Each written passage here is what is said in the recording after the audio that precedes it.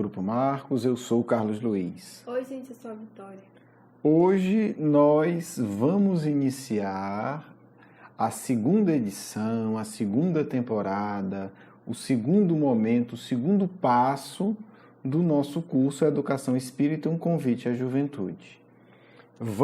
Nós alteramos 2 módulos, né? Então é bom ficar atento a isso. Nós agora vamos iniciar com o módulo Cristo, vai ser o nosso módulo número 1. É um módulo diferente, ele tem 12 encontros, né? Enquanto os outros 4 módulos são 10 encontros cada um. A temática central de cada encontro permanece a mesma. Obviamente, todo o conteúdo é novo. Então, agora, no encontro 1, a gente vai voltar ao tema Iniciação pelo Sentimento. Na primeira edição, nós trabalhamos a história do Marcos, do Lisandro, né, Bezerra de Menezes e Eurípides, né, na época do Cristo. Como os essênios educaram-se emocionalmente para, de fato, seguir o Cristo. Hoje, a gente está pegando um outro exemplo, o exemplo de Pedro.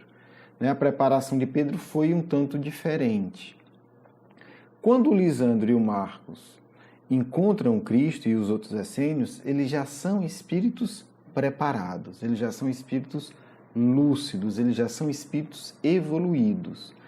Basta dizer que eles já sabiam da vinda do Cristo e, no momento que eles encontram o Cristo, eles já reconhecem, né? Então, todo esse encontro, como isso se desenvolveu, está lá registrado, né, na nossa primeira edição. Acho que vale a pena quem não conhece olhar, e quem já viu e está com saudade, eu acho que compensa ver de novo, né, porque a vida desses espíritos é muito enriquecedora.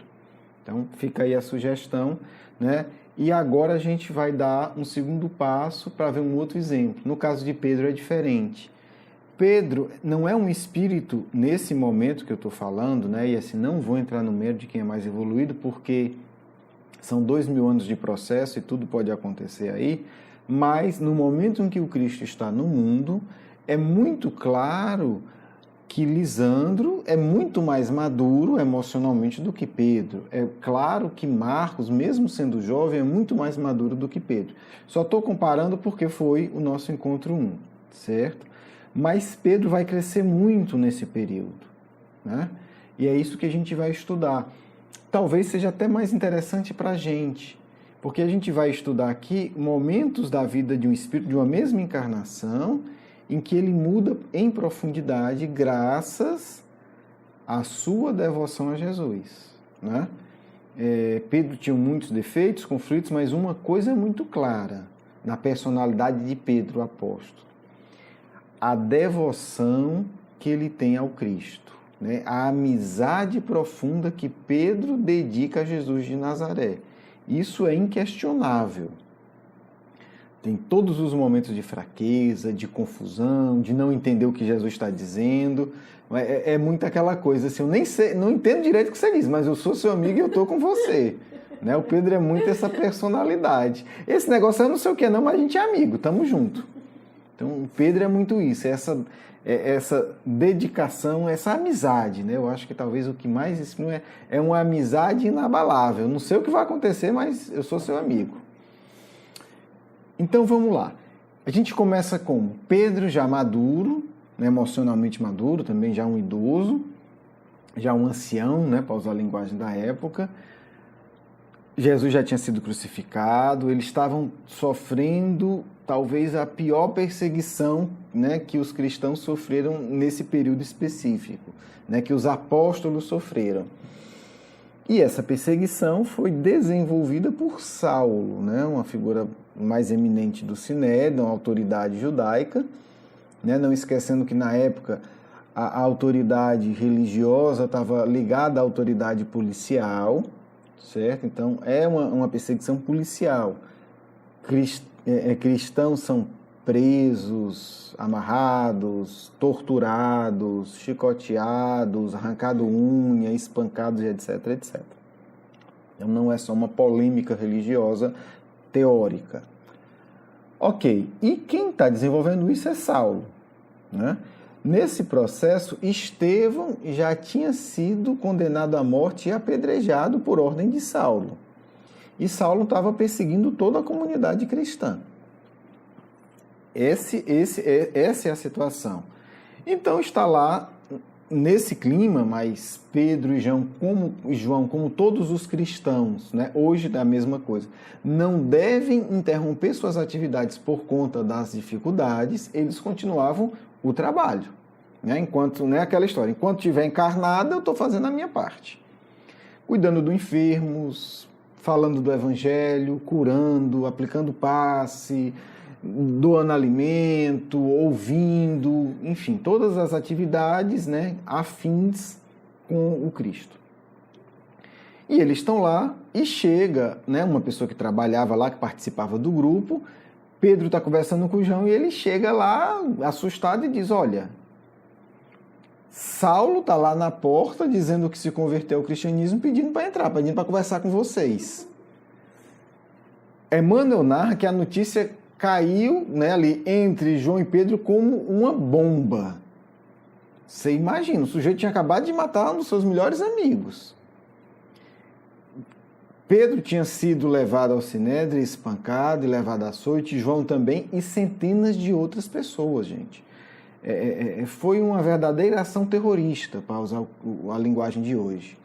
Muitas pessoas fugiram de Jerusalém, foram, né, morar em outro lugar, foram morar para casa de parentes, mudaram, assim, foi realmente um problema social sério. Né? Pessoas tiveram comércios fechados, faliram, porque aí guardas se aproveitaram para tomar o que a pessoa tinha, porque era cristã. Então, assim, a gente está falando de um tumulto social terrível. E o causador de tudo aquilo estava ali lhe chamando. Imagina aí que situação, né, estavam os dois ali. Então foi chamado Tiago, outro discípulo, né, de Jesus. É importante entender que existem dois Tiagos no Evangelho. Existe o Tiago, irmão do João Evangelista, e existe um outro Tiago. Né? Para diferenciar, a gente pode falar o Tiago, irmão do João, filho de Zebedeu. Né? São aqueles dois jovens que a mãe vai fazer um pedidozinho para Jesus. E o outro Tiago, filho de Alfeu, que é um outro sujeito, é um outro espírito. O Tiago, filho de Alfeu, eles são todos judeus, né? Mas ele não consegue se libertar das tradições formais do judaísmo, né? Por medo, então ele é muito subserviente ao judaísmo, o filho do Alfeu. Mas está ali, participa, trabalha, Pedro chama ele. E assim, há uma discussão rápida ali, o que fazer, né? O sujeito está lá na porta, o que é que a gente faz? Vai lá, não vai lá e etc. O Tiago, na verdade, vai falar o seguinte, o Pedro chama o Tiago e eles vão conversar ali, que providência tomar ali no calor da hora. O Pedro diz, em verdade, ele nos fez o mal que pôde. Entretanto, não é por nós que devemos temer, e sim pela obra do Cristo que nos está confiada. A gente já vê um Pedro profundamente maduro, quer dizer, o Pedro não está preocupado o que é que vão falar de mim, como a gente às vezes se preocupa demais, né, no centro espírita, o que é que vão dizer, o que é que estão falando do que eu estou fazendo, que repercussão isso gera, ou, né, isso aqui vai trazer vantagem ou desvantagem material para mim. Não. Pedro diz, olha, Pedro diz, estou convocando isso aqui, não é porque eu estou com medo das minhas questões pessoais, é porque a gente tem a obra do Cristo em nossas mãos. E aí o Tiago diz, aposto que toda essa história de conversão, né, no caso do Saulo, é simplesmente uma farsa. E aí João diz, por mim, peço a Jesus que nos esclareça.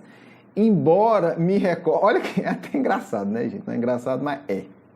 João diz assim, ó. Imagina a gente podendo ver essa cena no plano espiritual, né? Aí o João diz, olha, por mim, peço a Jesus que nos esclareça. Embora me recorde dos açoites que Saulo mandou me aplicar no cárcere. Quer dizer, o sujeito mandou me prender, mandou me espancar, mas assim... E aí continua João, antes de tudo, é indispensável saber se o Cristo, de fato, lhe apareceu às portas de Damasco. Porque, assim, essa questão a gente precisa entender a época, não tinha um WhatsApp. Então, assim, já faziam 3 anos, mas ninguém sabia se era verdade, era um boato. Podia ser uma invenção dele, podia ser uma cilada, podia ser alguém que criou a história, tá certo? Então, assim, era um boato, faziam 3 anos, mas era boato. Então, imagina que diálogo legal, né? E aí? Mas, sim, o sujeito tá lá esperando, tá? Ele tá lá na porta, o que é que eu faço? Vocês estão aí conversando e tal, e é muito sutil, mas é muito bonito a gente entender a postura psicológica, né? O que a gente estudou, acho que no último encontro do módulo magnetismo. Foi no último, assim, a percepção, nos últimos, na verdade, né? Qual é a percepção de cada um? Né? A percepção do Tiago é a percepção da minha segurança. Está me ameaçando, está me incomodando.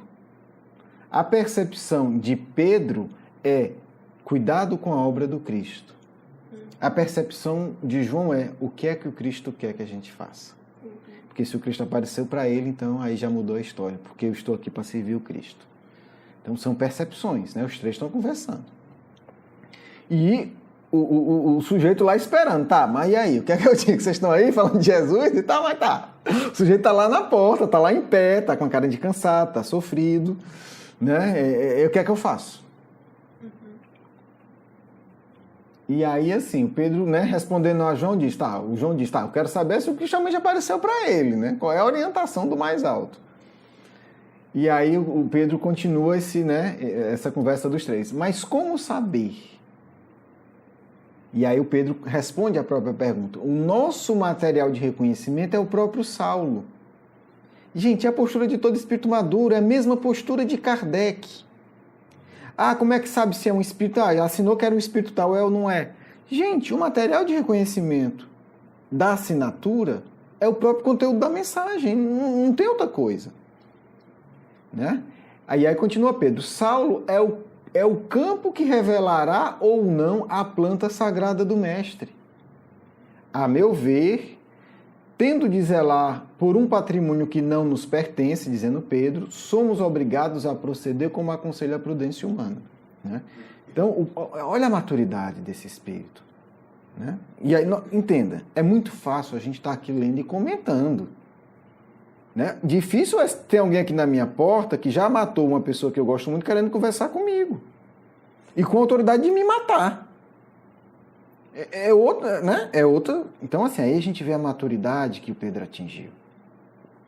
Pedro diz assim, a gente tem que ver examinando ele. Mas eu não posso simplesmente ir lá examinar porque, assim, tem o trabalho do mestre que está nas minhas mãos. Qual é a decisão que é tomada ali? Né? E aí Pedro vai argumentar e vai concluir dizendo o seguinte, não me é permitido recebê-lo nessa casa sem maior exame. Ainda que eu tenha boa vontade de fazer, aí há prudência. Como quem diz, por mim, eu ia lá agora, recebia e já via. Mas eu também não posso ser ingênuo, posso ser tolo. Né? Então, assim, eu vou hoje convocar um grupo, e aí é muito bonito, gente. Assim, é muito bonito, porque a gente vê nos nossos grupamentos, né? Eu falo muito centro espírita porque, enfim, né, na maioria de nós somos espíritas ou simpatizantes. Mas a gente vê muito nos nossos grupamentos religiosos, espiritualistas, ou de outras atividades, a arrogância do líder. Não, eu decido, eu mando, eu faço.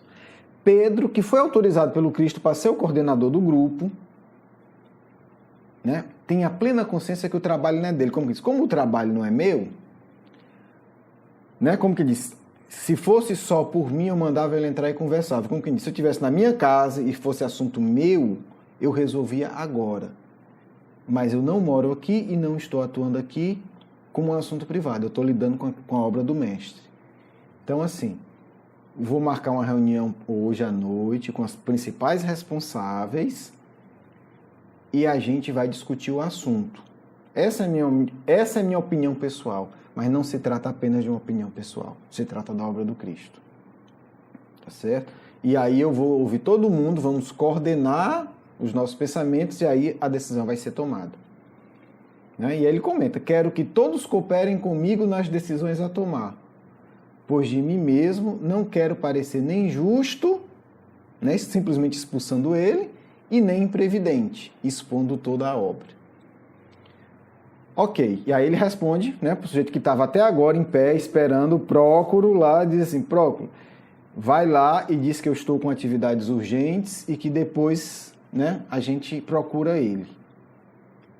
E aí o Prócoro diz, mas e se ele insistir? Aí Pedro, olha a sabedoria, se ele de fato vem aqui em nome de Jesus, ele saberá compreender e esperar.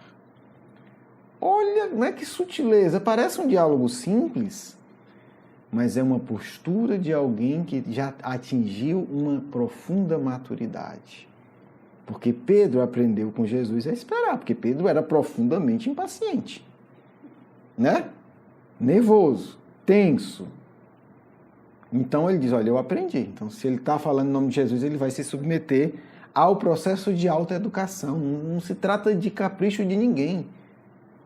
É educação emocional. Bem, vimos como Pedro lidou com essa tempestade que bateu na porta dele. Vamos agora ver um pouco, né? Aí é que está. Ver um pouco o Pedro de antes. Né? Importante ver o Pedro de antes, porque a gente está estudando, não esqueçamos, a iniciação pelo sentimento. Como é que esse espírito estava antes? E aí a gente vai para o Novo Testamento, começo das tarefas do Cristo, Mateus, capítulo 14, né? Versículo 22 a 33. Mas eu não vou ler todo, não. A situação é a seguinte. Jesus estava pregando, estava lá na praia, né? Falando das verdades divinas. E aí, depois que encerra, ele fala para os discípulos pegarem um barco e partirem. Né? Eles iam atravessar o Mar da Galileia para retornar à cidade que eles saíram. E diz, não, vocês vão, não se preocupem, que depois a gente se encontra. E eles partem, já estava de noite. De repente, eles veem um vulto vindo sobre as águas. Né? E eles ficam com medo, ficam perturbados, dizendo, Deus, é um fantasma, e começaram a ficar com medo. Imagina, você num barquinho, tudo escuro, no meio das águas, e vem um sujeito, um fantasma, né? Um vulto em direção. E eles ficam apavorados e começam até a gritar de medo. A expressão gritar de medo está no Evangelho. Socorro, socorro! Sei lá o que é que eles gritavam, mas estavam gritando de medo, apavorados. E aí Jesus disse, não tema, sou eu. Aí eles reconhecem que é Jesus. Pedro, olha que legal, Pedro empolgado diz assim, Senhor, se és tu, ordena que eu caminhe até ti sobre as águas. Quer dizer, Pedro se dispunha, né? Pedro se jogava, literalmente. Só que é interessante, que aí Jesus olha e diz, pois vem, Pedro. O Pedro sai do barco e sai andando sobre as águas em direção a Jesus. Olha que cena extraordinária, gente. Olha que coisa bonita. Então, Jesus caminhando em direção ao barco, né? Pedro fala, pede autorização, Jesus diz que pode vir, ele vai caminhando sobre as águas. Tudo certo até aí. Só que dá um vento forte. O Pedro se assusta, fica com medo e começa a afundar. E começa a gritar, Senhor, me salva, que eu vou morrer afogado, eu estou afundando. Jesus imediatamente estende a mão, segura e diz, homem de pouca fé, por que você duvidou? E aí Jesus, né, não deixa que ele se afunda, leva ele até o barco e ambos entram no barco. E aí o vento se acalma. Essa é a cena. Olhe como era a personalidade do Pedro, né, na sua iniciação no cristianismo.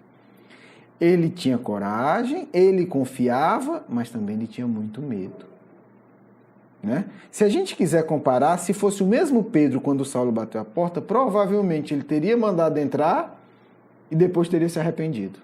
Né? Ele teria um impulso de coragem e depois no meio do caminho tinha se embaralhado. Ah, não devia ter feito, não devia. A pergunta agora é, o que fez Pedro se transformar nesse Pedro que ousa e vacila, nesse Pedro profundamente maduro, que está ali lidando, olha, poucos dias atrás ele tinha sido preso, açoitado, o amigo dele tinha sido morto, o João também tinha sido preso e açoitado, estava tudo em polvorosa, quer dizer, e ele está enfrentando isso com uma lucidez. Alguém que a gente usa na linguagem de hoje, assim, não é mais escravo do ego. Isso é muito profundo. Poucas pessoas atingem esse grau de maturidade na Terra, pouquíssimas. Pedro já não é mais escravo da opinião dos outros. Pedro já não está preocupado sequer se ele vai ser morto ou não. Ele chegou num estágio de maturidade que ele diz, a única coisa que eu tenho que me preocupar é com a minha missão reencarnatória. É com a obra que o Mestre confiou em mim. Se ele me matar, problema zero. Ah, vai ser preso? De novo. Mais uma vez, vai ser desconfortável. Ah, vão falar de mim. Já falam desde que eu estou seguindo Jesus. E muito mal. E aí? O que é que fez? E aí, no diálogo, na reunião, né? E aí é um destaque meu, mas todo destaque é uma interpretação óbvia, muito interessante. Porque na reunião ocorre, né, a polêmica, um grupo defende que não se deve receber Paulo, porque é uma armadilha, porque ele não é confiável, porque é muito perigoso, né? Esse grupo, né, liderado por Tiago e por Nicolau, né, que é um personagem não tão importante, mas que tinha uma opinião, né, que estava ali entre os coordenadores, foi convocado para a reunião, dizendo que Jesus tinha alertado, olha como é curioso, como a gente pode distorcer o evangelho, que a gente tinha que ter cuidado com os lobos em pele de cordeiro. E ele dizia, esse Saulo é um lobo em pele de cordeiro. Mas vem a maturidade emocional do Pedro, né? E uma observação antes de eu ler. Interpretar o evangelho requer, além de cultura intelectual, de saber as histórias, de saber ler ou saber, enfim, entender as histórias, além do aspecto intelectual, requer algo muito mais profundo. Maturidade emocional. Por isso que o nosso curso sobre o Cristo tem o início com o sentimento. Porque sem maturidade emocional, a gente faz o que o Nicolau fez. Pega a fala de Jesus e aplica num contexto errado. Mas o Pedro, ele vai aprofundar a compreensão do símbolo que o Cristo deixou. Ele não vai dizer, não, isso é besteira, está errado, vamos falar de outra coisa. Não. Ele vai dizer assim, quando o Nicolau fala, né, porque Cristo mandou e a gente vai recusar ele em nome de Jesus. Resumindo. Pedro fala o seguinte, nosso irmão acaba de referir-se ao símbolo do lobo, que surge no redil, né, no rebanho, com a pele das ovelhas generosas e humildes. Concordo com essa expressão de zelo. Gente, isso é de uma grandeza intelectual e moral, porque assim, ele discorda totalmente do que o Nicolau falou. Mas ele busca a parte que ele concorda. Como que diz? A gente está tentando junto. Porque normalmente quando a gente discute, o nosso impulso de espírito inferior é destruir o outro. Ah, e você não gosta da mesma cor que eu? Não? Pois agora eu vou provar que você é um estúpido, um imbecil, um doente, um desonesto e você merece ser desprezado. Estou exagerando, mas é quase isso que a gente faz. Pedro aqui diz, nosso irmão acaba de referir-se ao símbolo do lobo que surge no redil com a pele das ovelhas generosas e humildes. Concordo com essa expressão. Também não pude acolher Saulo quando hoje nos bateu a porta. Olha aí, Pedro também reconhece que ele tem um nível de recusa. Olha que coisa curiosa. Quando hoje nos bateu a porta, atento à responsabilidade que me foi confiada, né? Porque eu tenho uma responsabilidade. Nada quis decidir sem o vosso concurso. Aí a gente vê o verdadeiro líder, maduro, porque o Pedro, ele traz para ele diz, a responsabilidade de coordenar é minha. Mas eu quero coordenar com a ajuda de vocês. Eu nem sou um coordenador fraco que não toma decisão e fica aquela confusão toda, e nem sou um coordenador autoritário. Eu decido, mas eu quero ouvir vocês. Nada quis decidir sem o vosso concurso. O Mestre nos ensinou que nenhuma obra se poderá fazer na terra sem a cooperação fraternal. Mas, aproveitando o parecer enunciado, examinemos com sinceridade o problema imprevisto. Em verdade, Jesus recomendou nos acautelássemos contra o fermento dos fariseus, é o mesmo símbolo, esclarecendo que o discípulo deverá possuir consigo a doçura das pombas e a prudência das serpentes. Quer dizer, ele além de concordar, ele está reforçando o argumento do local. Sim, é isso mesmo, Jesus disse isso, né? Disse isso com esse símbolo e disse isso com esse outro símbolo. E usou também o símbolo das pombas e das serpentes, né? Abre parêntese. Meu amigo e minha amiga, se você quer entender Jesus, acostume-se com a linguagem simbólica, que é a linguagem dos grandes iniciados, né? Olha, eles estão discutindo uma questão prática. Recebe ou não o sujeito? E a discussão no colégio desses apostólicos é o quê? Simbólica. É o lobo no redil, é o fermento dos fariseus, é pombo e serpente. Se você está escutando esse diálogo e você não sabe de nenhum símbolo, você se perdeu. Estou falando de quê? Não era uma reunião para decidir se deixava o sujeito entrar ou não aqui. Já falaram de lobo, já falaram de ovelha, já falaram de fermento, e tem negócio de pão também no meio, e já falaram de fariseu. O que é que tem a ver pão com padre, né? Com o sacerdote da época, e tem um tal de um lobo e de uma serpente. Estou falando de um zoológico, né? Que conversa é essa? Então, entenda símbolo, senão você não vai entender a linguagem do Cristo. Vai lá, vou continuar agora. Convenhamos em que, de fato, né, diz Pedro, Saulo de Tarso possa ser o lobo simbólico. Então, vamos lá, vamos considerar que ele é o lobo. Ainda aí, após esse reconhecimento hipotético, né, falando em tese, teríamos que resolver a questão. Tudo bem, digamos, ele é o lobo. Né? Ele é um lobo, ele não é uma ovelha, ele não é alguém do bem, ele é alguém que vem nos estraçalhar. Tudo bem, o problema continua, o que é que a gente faz? Né? Continua. Se estamos numa tarefa de paz e amor, o que fazer com o lobo depois de reconhecê-lo? Digamos que ele seja o lobo, ok. O que é que a gente faz com o lobo? Matar? Pergunta Pedro. E aí, gente, Pedro dá um banho de psicanálise que nós ainda não entendemos. Isso aqui é uma aula de psicanálise analítica profunda. Por quê?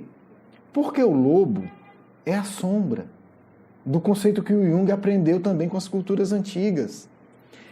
É a parte nossa e dos outros que nós tememos. O que fazer com o que me mete medo? Essa é a questão. Por isso que a gente pegou a história da tempestade, o medo. Como eu lido com o lobo? Como eu lido com as coisas que me metem medo? Eu destruo? Né? Ah, eu tenho medo que aquele sujeito ataque o Brasil, então eu vou lá e destruo aquele país? É assim que a gente faz. A pergunta é assim que se deve fazer? Ah, eu estou com medo que o fulano me ataque, eu já mando matar? Eu estou com medo que alguém fale mal de mim, eu já então vou destruir a reputação da pessoa? Como é que a gente lida? Então, essa discussão aqui é uma discussão que o Pedro, com uma linguagem aparentemente superficial e simples, ele coloca em uma profundidade assustadora. Aprendeu com Jesus, naturalmente. Então, assim, o que é que a gente faz com o lobo? O que é que eu faço com o que eu tenho dentro de mim que me dá medo? O que é que eu faço com a outra pessoa que eu temo? A discussão é essa. Né? Por isso que é simbólica. Porque eles estão discutindo uma questão operacional. Deixa o sujeito entrar ou não. A agenda, a visita dele ou não. Mas é uma discussão de discípulos do Cristo. Então, a profundidade aqui é avassaladora. Vamos lá. Continua, Pedro. O que é que a gente faz? Após a identificação, o que fazer? Matar? Sabemos que isso não entra em nossa linha de conta. Como quem disse, vocês estão propondo matar, mas então perdeu sentido tudo, porque nós não somos discípulos do Cristo. Não seria mais razoável refletir nas possibilidades da domesticação? Gente, isso aqui, assim, quem segue isso aqui já ganhou 30 anos de terapia. Porque é isso. O que a gente faz com os nossos impulsos inferiores? educa ou esconde? O que a gente faz com os impulsos sexuais desequilibrados? Finge que é santo e que não tem? Ou vai reconhecer que eles existem e vai educá-lo? O que a gente faz com os impulsos de ganância? Finge que não é? De vaidade? Finge que não tem? Então vamos lá. Continua Pedro. Conhecemos homens rudes que conseguem dominar cães ferozes. É um fato. Está pegando uma questão bem real. Onde estaria, pois, o Espírito que Jesus nos legou como sagrado patrimônio se por temores mesquinhos deixássemos de praticar o bem? Como se diria, na minha linguagem de espírito inferior, matou a pau. Né? Assim, e aí? Então, assim, o Pedro, falando simples, de forma mansa e fraterna, ele coloca a discussão em patamares de uma grandeza espiritual assustadora. Assustadora. Quer dizer, se a gente vê essa cena, a gente vai ver homens simples, né, sentado em bancos toscos, numa mesa de madeira ou de pedra, num bairro pobre, falando com uma grandeza que poucos intelectuais hoje possuem, de maneira prática, diante de uma situação do dia a dia. E aí está a grandeza dos verdadeiros iniciados, quer dizer, decidem questões do dia a dia, porque a gente vê, hoje, século XX e XXI, a gente vê muita gente repetindo isso aqui em sala de aula. Mas saiu da sala, foi para o estacionamento pegar o carro, foi pegar o ônibus, alguém pisou no pé, ou alguém pergunta alguma coisa, esqueceu tudo que ensinou. Então a gente está vendo assim, a sabedoria aplicada nas questões mais operacionais. Nós estamos falando aqui de marcar um encontro, de marcar um horário na agenda, diante de uma situação de ameaça de morte.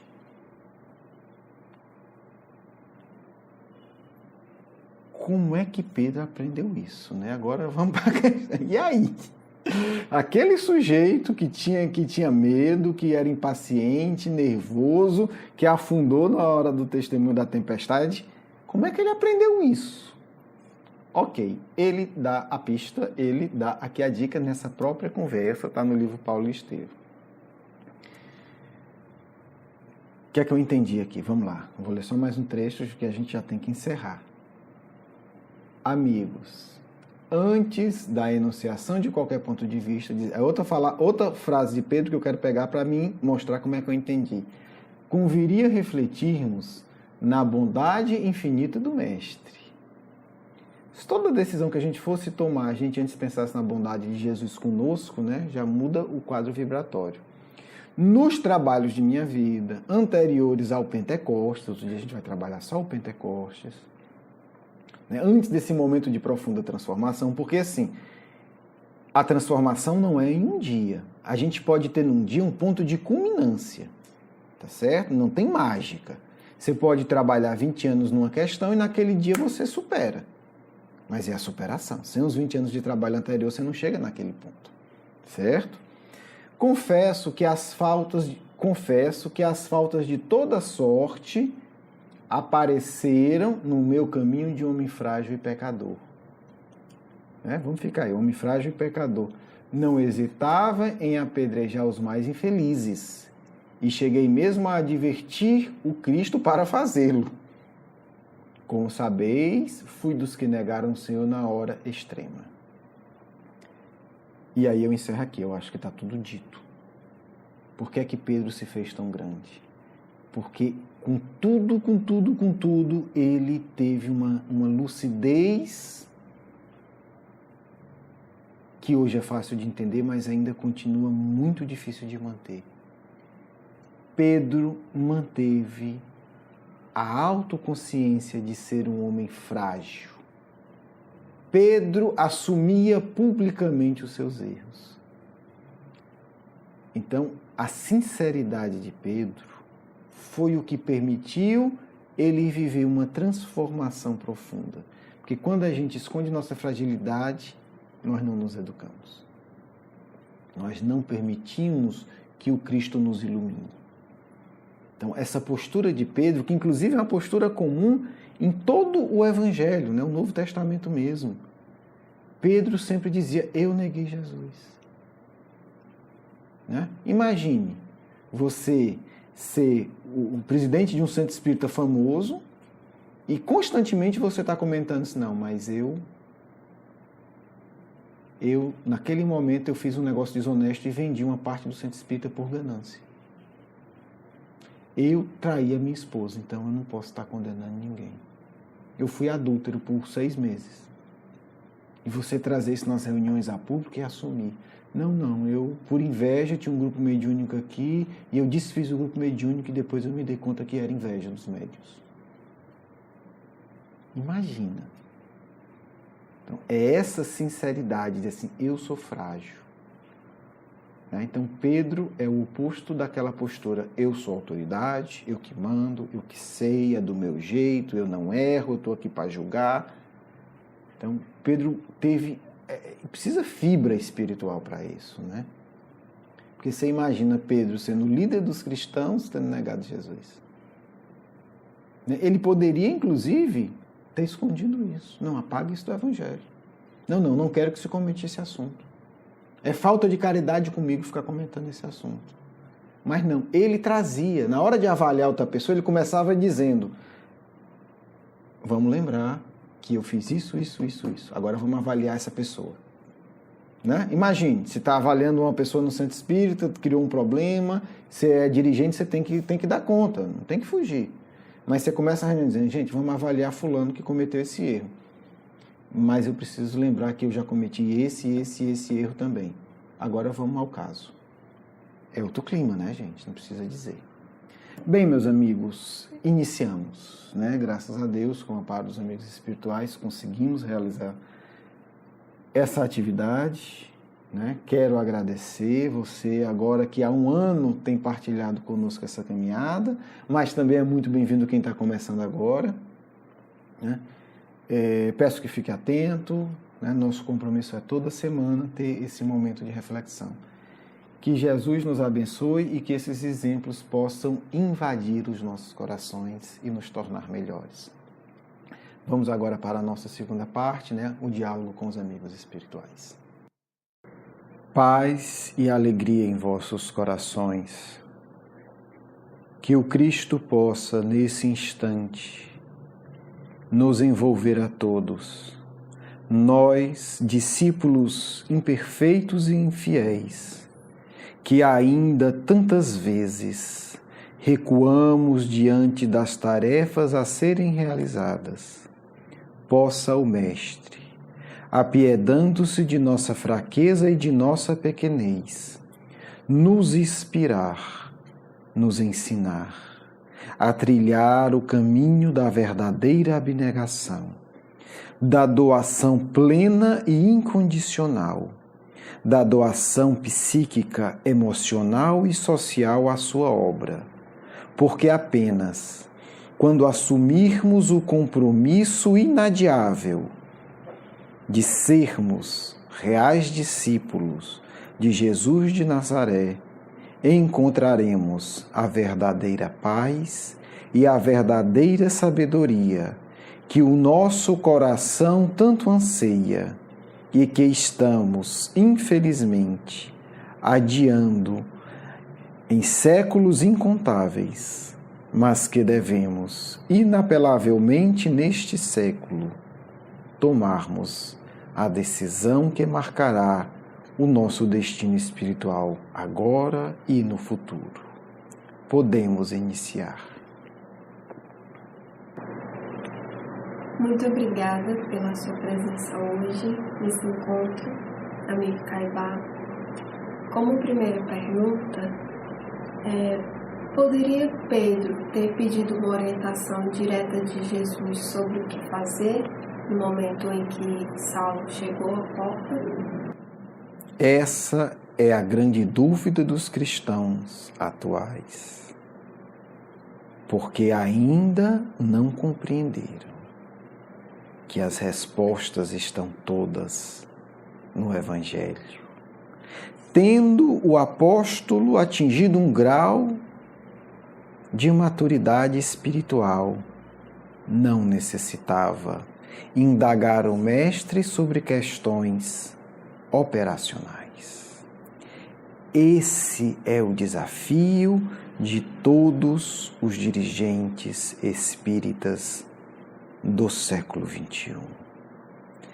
Não apenas utilizar-se do Evangelho como conteúdo de pregação, não apenas citar o Evangelho quando estão em atividades de desobsessão.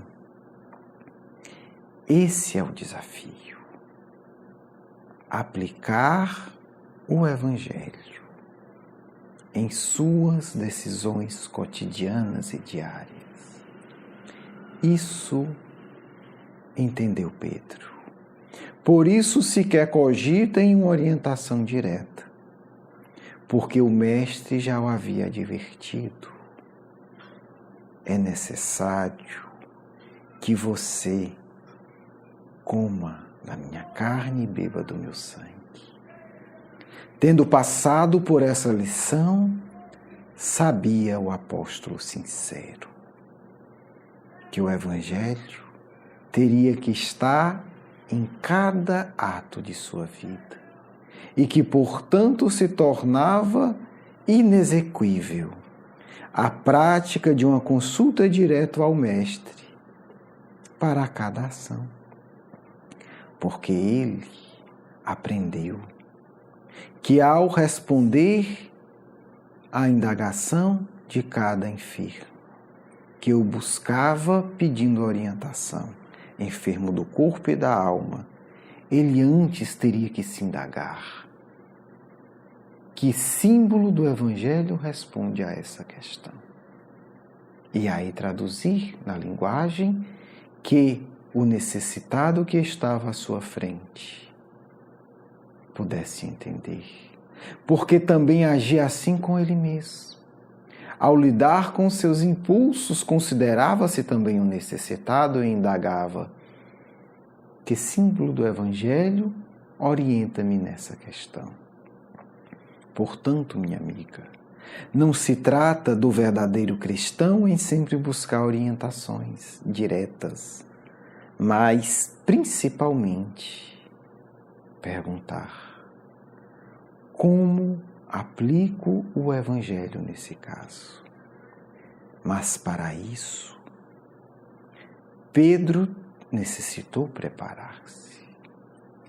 Por isso, Pedro, antes de deitar a cada noite, relembrava a si mesmo tudo o que sabia do Evangelho, tudo o que o Mestre o havia ensinado, e por isso tornava-se apto a buscar no próprio coração a lição adequada.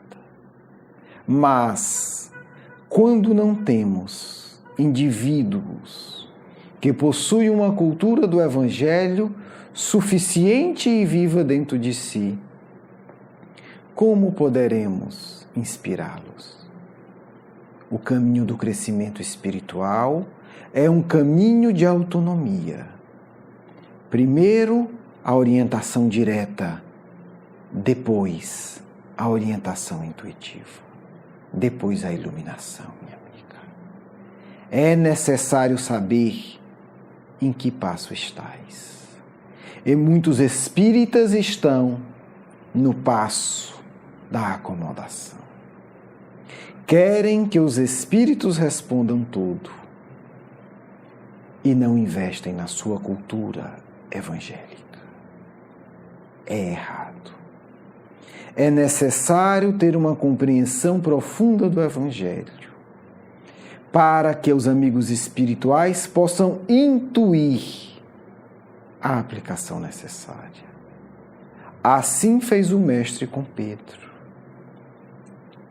O ajudou intuitivamente para que ele, que possuía os símbolos vivos do Evangelho em seu ser, pudesse interpretar da maneira justa. Assim farão os verdadeiros dirigentes cristãos do século XXI. terão intimidade com toda a simbologia evangélica, para que seus guias, em nome de Jesus, possam inspirá-los. Esse é um lobo que precisa ser cuidado. Esse irmão é um galho que pertence à plantação da vinha do Senhor.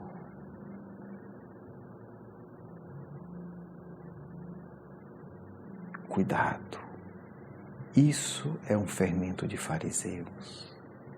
Mas se os indivíduos não amam o Mestre ao ponto de manter em seus corações a viva lembrança de seus ensinos, como irão os espíritos superiores orientá-lo no mar bravio da vida?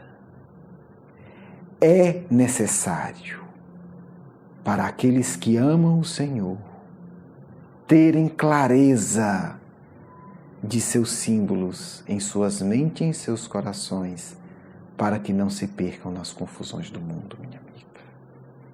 E assim teremos o Pentecostes do movimento espírita, porque teremos no futuro milhares de indivíduos que ao longo dos anos se prepararam, convivendo diariamente com o Evangelho do Cristo, compreendendo em profundidade. E aí nós, em nome do Cristo, os alçaremos a um patamar superior de compreensão, porque eles fizeram por merecer, como o fez o grande apóstolo de Jesus.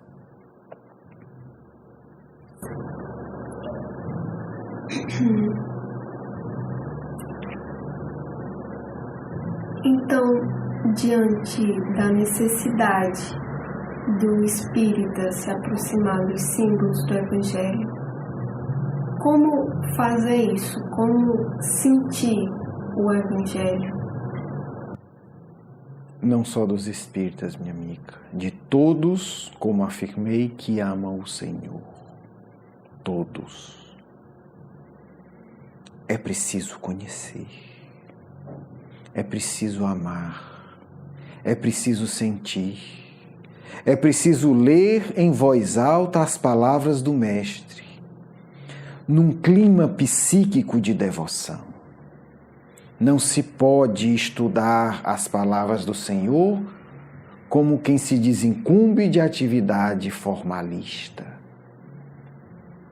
É preciso ter grupos que leiam, que criem ambiente psíquico de atuação de espíritos superiores.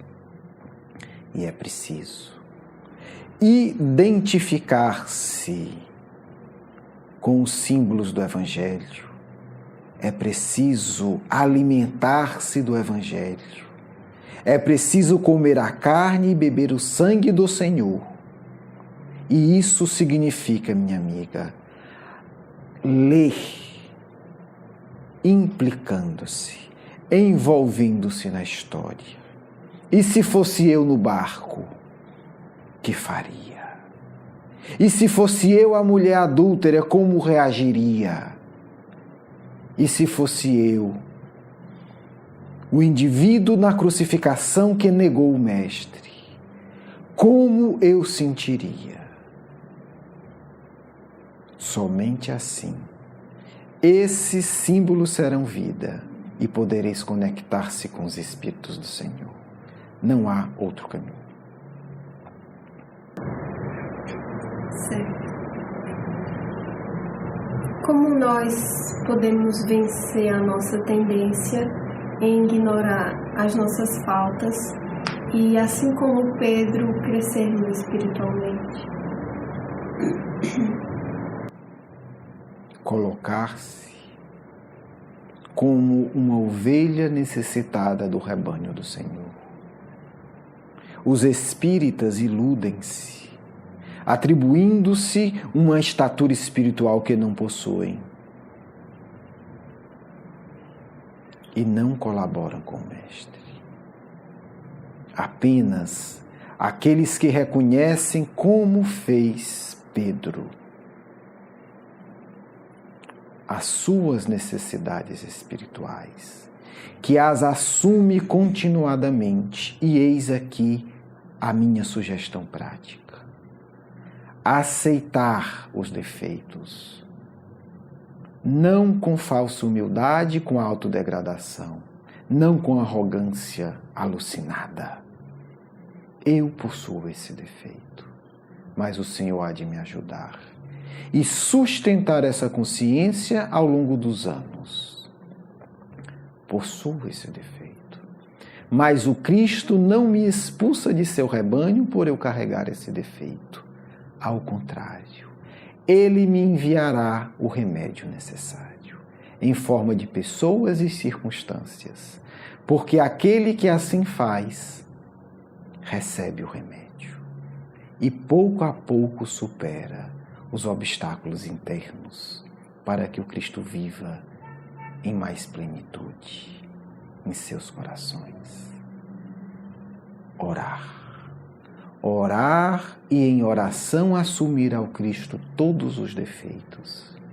Mestre, sou um pecador, tenho tais distúrbios, tenho tais impulsos, ajuda-me diariamente, porque assim você fará do Cristo o que o Pedro fez, um amigo que está disposto a ouvir todos os seus problemas,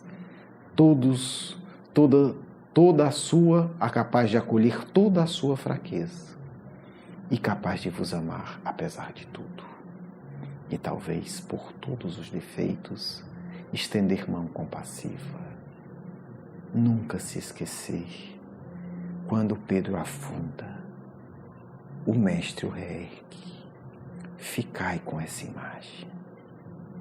Quando estiverdes afundando no mar revolto e podre das paixões inferiores, lembrai-vos dessa cena, colocai-vos no lugar de Pedro e suplicai: Senhor, salva-me. E independente do mar de lodo em que estejais afundando, o Mestre irá pairar acima dele, estendendo mão generosa, e irá vos reerguer. Não esqueçais disso. Orai com humildade. Senhor, salvai-me. E Ele vos tirará quantas vezes forem necessárias do mar infeliz das paixões inferiores e vos colocará sãos e salvos no barco que fará a travessia para um mundo melhor. Muita paz do vosso irmão e amigo Caibar de Souza Schutel. Quero agradecer o seu carinho, a sua atenção, e para conhecer mais do nosso curso Educação Espírita, um convite à juventude, do nosso programa Nova Geração e os nossos livros, por favor, visite o nosso blog grupomarcos.com.br. Você é muito bem-vindo. Um grande abraço.